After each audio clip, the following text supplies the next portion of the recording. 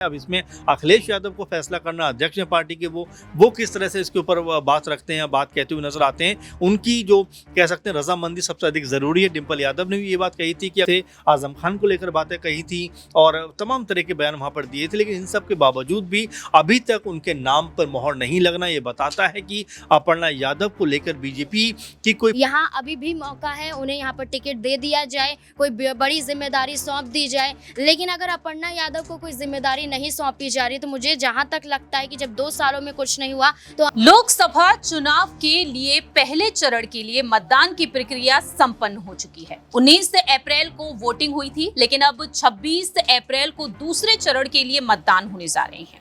ऐसे में सवाल लगातार उन तमाम चरणों को लेकर उठ रहे हैं जिनमें आने वाले समय में चुनाव होंगे, और इस बीच यहाँ पर चर्चा का विषय कुछ सीटें बनी हुई हैं, जैसे कि है रायबरेली सीट। वो रायबरेली सीट जिस सीट पर जीत का दावा कर रही हैं, यदि उन्हें टिकट दे दिया जाता है तो वह प्रियंका गांधी वाड्रा को हरा ही देंगी। बात कर रहे हैं यादव कुनबे की छोटी बहू अपर्णा विष्ट यादव के बारे में। क्या अपर्णा यादव को बीजेपी आलाकमान रायबरेली से टिकट देगा या फिर नहीं, या फिर अपर्णा यादव को घर वापसी के लिए अब संदेश भेजते हुए नजर आएंगे अखिलेश यादव। नमस्कार, नेक्स्ट 9 न्यूज देख रहे हैं आप। मैं हूं आपके साथ प्रांशु राठौर। स्वागत है आपका हमारे खास प्रोग्राम सियासी सच में, जिसमें चर्चा करेंगे न्यूज रूम में बैठे हुए तमाम सहयोगियों से कि आखिरकार अपर्णा यादव पर अखिलेश यादव आने वाले समय में कोई फैसला लेंगे या फिर नहीं। जिस तरह से शिवपाल सिंह यादव ने साफ तौर पर अपर्णा के लिए कह दिया है कि अपर्णा यादव का बीजेपी में अब अपमान हो रहा है, उन्हें टिकट नहीं दिया जाता है तो ऐसे में हमारे परिवार का अपमान हो रहा है। अपर्णा यादव ने परिवार के किसी सदस्य के खिलाफ चुनाव लड़ने से साफ तौर पर इनकार कर दिया है। इसका मतलब ये है ये हमारे परिवार के अच्छे संस्कार ही हैं। ऐसे में अब बात यहाँ पर अपर्णा यादव को लेकर ये कर लिया जाए कि सपा प्रमुख अखिलेश यादव जिस तरीके से अपर्णा यादव को कैंट विधानसभा सीट से टिकट नहीं देना चाहते थे, लेकिन नेताजी के कहने पर उन्हें टिकट दिया जाता है। लेकिन जिस तरह से अखिलेश यादव शिवपाल यादव के साथ मिलकर पार्टी को मजबूती देने की कोशिश कर रहे हैं, क्या आने वाले दिनों में अगर शिवपाल और डिंपल चाहें, अगर पहल की जाए डिंपल की तरफ से, तो क्या अखिलेश यादव अपने फैसले में बदलाव करेंगे? अपर्णा के लिए क्या सोच विचार अब अखिलेश यादव करेंगे या फिर नहीं? सवाल यहाँ पर सबसे पहले लेना चाहेंगे हमारे सहयोगी अमन जी से। जिस तरह से देखा गया है कि विधानसभा चुनाव, मेयर पद की दावेदारी, उपचुनाव हो, चाहे बात यहाँ पर कर ली जाए अब लोकसभा चुनाव के बारे में, अपर्णा यादव हर तरीके से हर तरफ से दरकिनार होती हुई नजर आई। क्या आने वाले दिनों में जिस तरह से शिवपाल ने कह दिया, डिंपल ने भी कहा कि राष्ट्रीय नेतृत्व का फैसला जो होगा वो स्वीकार होगा, मैं उनका स्वागत करती हूँ, अपर्णा यादव का सम्मान करती हूँ। शिवपाल यादव भी कहते हैं हमारे घर की बहू है और उनका अपमान किया जा रहा है। आने वाले दिनों में अखिलेश यादव के सुर बदलेंगे अपर्णा के लिए या फिर नहीं? देखिए, बिल्कुल अपर्णा यादव को लेकर तमाम तरह की बातें तो इस समय है ही, क्योंकि देखिए बीजेपी ने जिस उम्मीद के साथ में उनको पार्टी में शामिल किया था और साथ में अपर्णा यादव भी जिस उम्मीद के साथ में बीजेपी में शामिल हुई थी, वो दोनों ही कहीं ना कहीं पूरी होती हुई नजर नहीं आती। आप देखिए, बीजेपी ने चाहा कि भाई आप मैनपुरी में जाइए, लेकिन उन्होंने कहा कि मैं मैनपुरी नहीं जाऊंगी, भले ही किसी भी सीट से आप चुनाव लड़ाइए, मैं वहां पर जाऊंगी। तो यानी कि दोनों ही तरफ कहीं ना कहीं जो कह सकते हैं रस्साकशी का माहौल है, और एकदम ऐसा लगता है कि अपर्णा यादव को बीजेपी भी आगे बढ़ाने के मूड में नहीं है नजर आ रही, क्योंकि इतनी सारी चीजें हो गई। यानी कि अगर 2022 के बाद से आप देखें, जब से अपर्णा यादव बीजेपी में शामिल हुई, उसके बाद से विधानसभा चुनाव होते हैं, उपचुनाव होते हैं, इसके अलावा जिस तरह से लोकसभा चुनाव की हम बात कर रहे हैं उसमें भी अभी तक उनको टिकट नहीं दिया गया, साथ में कोई मंत्रालय, योगी सरकार में कोई मंत्री पद या फिर बीजेपी के अंदर ही कोई बड़ा पद उनको नहीं मिला। ये बताता है कि कहीं ना कहीं अपर्णा यादव को लेकर बीजेपी की जो मंशा है वो एकदम साफ है कि उनके नाम को तो भले ही वो इस्तेमाल कर रहे हैं, लेकिन उनको आगे बढ़ाने के मूड में नजर नहीं आते। आपने देखा कि कुछ समय पहले जब रामपुर में वो आई थी, उस समय भी अखिलेश यादव को उन्होंने इशारों में जो कह सकते हैं कई तरह के ताने कसे थे, आजम खान को लेकर बातें कही थी और तमाम तरह के बयान वहाँ पर दिए थे। लेकिन इन सब के बावजूद भी अभी तक उनके नाम पर मोहर नहीं लगना ये बताता है कि अपर्णा यादव को लेकर बीजेपी की कोई प्लानिंग ऐसी नहीं है जो उनको आने वाले दिनों में कोई मजबूत आधार मिलता हुआ दिखाई पड़े। और और यही बात फिर कही जाती है कि क्या अगर बीजेपी के अंदर उनको मजबूत आधार नहीं मिला, मजबूत जगह नहीं मिली, तो क्या फिर वो एक बार फिर वापसी कर सकती हैं सपा के अंदर। इसको लेकर भी शिवपाल यादव से उनके बहुत अच्छे ताल्लुकात कहे, पहले भी हम बात करते रहे इसके ऊपर की रहे हैं। तो ऐसे में शिवपाल यादव कोई बड़ी पहल कर सकते हैं कि अपर्णा यादव को वापस जो है एक तरीके से सपा में लाया जाए, क्योंकि देखिए अभी तक जो केसरगंज की सीट है उसको लेकर ना बीजेपी ने कोई अनाउंसमेंट किया और ना ही सपा की तरफ से कोई अनाउंसमेंट हुआ है। तो ऐसे में कोई उम्मीद की किरण कहीं ना कहीं जो नजर आती है वो इन सीटों पर नजर आती है जहां पर अब तक प्रत्याशियों का अनाउंसमेंट नहीं हुआ है। हो सकता है कि अगर बीजेपी ब्रजभूषण के नाम पर मोहर लगाए तो जो अपर्णा यादव है उनकी सपा में वापसी हो और वो जो है केसरगंज के ऊपर चुनाव लड़ती हुई नजर आए। हालांकि ये सब अभी कयासबाजी है, लेकिन देखिए राजनीति में कुछ भी और कभी भी हो सकता है। हमने बारंबार इसके एग्जाम्पल देखे हैं कि जो धुर विरोधी होते हैं फिर वो बहुत अच्छे दोस्त बन जाते हैं और एक दूसरे के साथ में आगे बढ़ते हुए नजर आते हैं। देखिए, अपर्णा को लेकर बीजेपी की तरफ से तो देखा जाए अभी जितने भी फैसले लिए गए हैं वो सारे के सारे यही हैं कि दरकिनार होती हुई नजर आई हैं। सवाल यहाँ पर ये बन जाते हैं कि अखिलेश यादव, जिस तरह से शिवपाल यादव, डिंपल यादव ने अपनी बात रखी, आखिरकार यहाँ पर अखिलेश के फैसले के मुताबिक अपर्णा यादव की भूमिका समाजवादी पार्टी में क्या कुछ नजर आ सकती है? देखिए बिल्कुल अभी इसके ऊपर फैसला पार्टी को करना होगा, सपा को करना होगा, अखिलेश यादव को करना होगा। लेकिन देखिए अगर अपर्णा यादव वापस आती हैं तो कहीं ना कहीं ताकत तो बढ़ेगी, क्योंकि शिवपाल यादव कुछ समय पहले तक यानी 2-3 साल पहले तक वो अलग पार्टी को चला रहे थे प्रसपा। उसके बाद जब मुलायम सिंह यादव का देहांत होता है तब वो अपनी पार्टी का विलय एक तरीके से सपा में कर देते हैं और यही बात हर कोई कहता हुआ उसमें भी नजर आ रहा था कि अपर्णा यादव को भी जो है एक तरीके से सपा में वापस आ जाना चाहिए।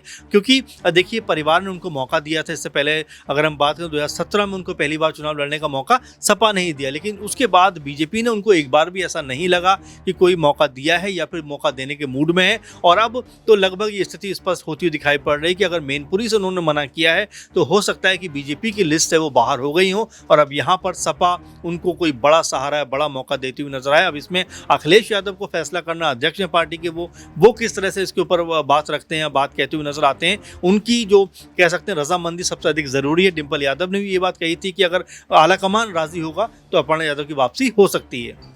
देखिए, अपर्णा के लिए जिस तरह से कयासबाजी तेज हुई है, जिस तरह से उनके समर्थकों ने इंतजार किया है, बार बार आलाकमान के वह गुणगान गाती हैं। सोशल मीडिया पर देखा जाए तो मोदी सरकार के लिए वह साफ तौर पर कह रही हैं कि इस बार 400 के पार ही आंकड़ा रहेगा। अब यहाँ पर सवाल ये भी बन जाते हैं कि आने वाले दिनों में अपर्णा यादव क्या वाकई में एक बड़ा बदलाव करती हुई नजर आएंगी यूपी की सियासत में, यदि बीजेपी यहाँ पर उन्हें कोई जिम्मेदारी सौंपती है। अगले और आखिरी सवाल यहाँ पर लेना चाहेंगे नाजमीन से, जिस तरह से बीजेपी में अपर्णा यादव की भूमिका अब तक नजर नहीं आई। लोकसभा चुनाव भी होने जा रहे हैं, कहा जा रहा था कि स्मृति ईरानी की तरह उन्हें भी पूरी तरीके से तैयार किया जा रहा है जिससे कि वह सांसद बन सकें, लेकिन हमने देखा कि विधानसभा चुनाव में वह जीत हासिल नहीं कर पाती हैं कैंट सीट से समाजवादी पार्टी की तरफ से। अब लोकसभा चुनाव भी वह लड़ती हुई नजर नहीं आ रही हैं। कैसे देख रही हैं 2 सीटों को लेकर जो बातें सामने आई हैं? अब यहाँ पर अपर्णा चुनाव नहीं भी लड़ती हैं तो उनकी भूमिका क्या कुछ हो सकती है?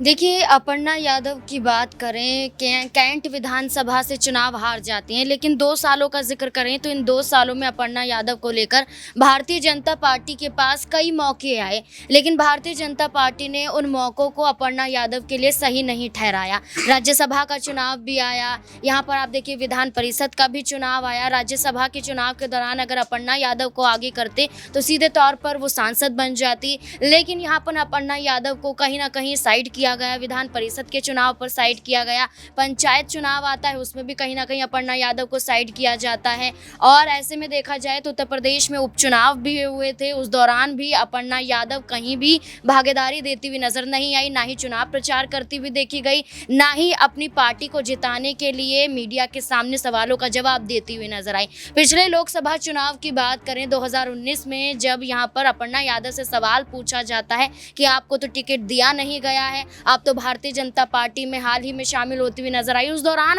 अपर्णा यादव की बात करें तो अपर्णा यादव ये भी कहती हुई नजर आती हैं तो हम प्रधानमंत्री नरेंद्र मोदी की विचारधाराओं से प्रभावित हुए हैं, उनकी विचारधाराओं को आगे लेकर जाना हमारा काम है। यानी कि अपर्णा यादव ने सीधे तौर पर कह दिया कि जो भी आलाकमान फैसला लेंगे वो सर्वोपरि होगा। लेकिन आज के समय में देखिए अपर्णा यादव यहाँ पर चुनाव प्रचार के दौरान यहाँ पर रामपुर की बात करें तो आजम खान पर भी भड़कती हुई नजर आती है, समाजवादी पार्टी पर भी भड़कती हुई नजर आती हैं, इंडिया गठबंधन पर प्रहार करती हुई दिखाई देती है। यानी कि कोशिश कर रही हैं कि कैसे भी करके भारतीय जनता पार्टी के सामने अपने आप को दिखा सकें कि यहाँ अभी भी मौका है, उन्हें यहाँ पर टिकट दे दिया जाए, कोई बड़ी जिम्मेदारी सौंप दी जाए। लेकिन अगर अपर्णा यादव को कोई जिम्मेदारी नहीं सौंपी जा रही तो मुझे जहां तक लगता है कि जब 2 सालों में कुछ नहीं हुआ तो आने वाले वक्त में भी अपर्णा यादव को लेकर कोई भी फैसला भारतीय जनता पार्टी नहीं कर पाएगी। और जो 2 सीटें हैं रायबरेली और कहीं ना कहीं केसरगंज की बात करें तो केसरगंज में बृजभूषण शरण सिंह को अगर टिकट मिल जाएगा तो एक रायबरेली सीट ही बच जाती है। यहाँ पर कांग्रेस पार्टी के फैसले करने के इंतजार भारतीय जनता पार्टी करे। अगर कांग्रेस पार्टी ने प्रियंका गांधी वाड्रा को उतार दिया तो हो सकता है कि यहाँ से अपर्णा यादव को टिकट दे दिया जाए। लेकिन अगर यहाँ अभी तक स्पष्ट नहीं हुआ तो अपर्णा यादव का इस बार टिकट भी कट सकता है। तो दोनों ही सूरतों में अपर्णा यादव को इंतजार करना है या फिर ये देखा जाएगा कि पार्टी कब उन्हें बड़ी जिम्मेदारी देती है, इस बात का भी इंतजार करते हुए नजर आएंगी। लेकिन जहां तक मुझे लगता है कि अपर्णा यादव को इस बार भारतीय जनता पार्टी को टिकट देना ही चाहिए। वाकई इस बार अब यहाँ पर अपर्णा यादव को टिकट मिल जाता है तो अपर्णा यादव का राजनीतिक भविष्य हमें देखने को मिल सकता है।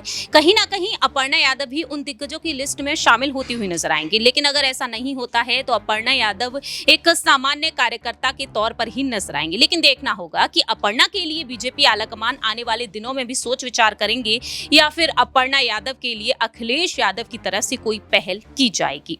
फिलहाल इस खास प्रोग्राम में इतना ही। बाकी की तमाम अपडेट्स के लिए देखते रहिए नेक्स्ट 9 न्यूज।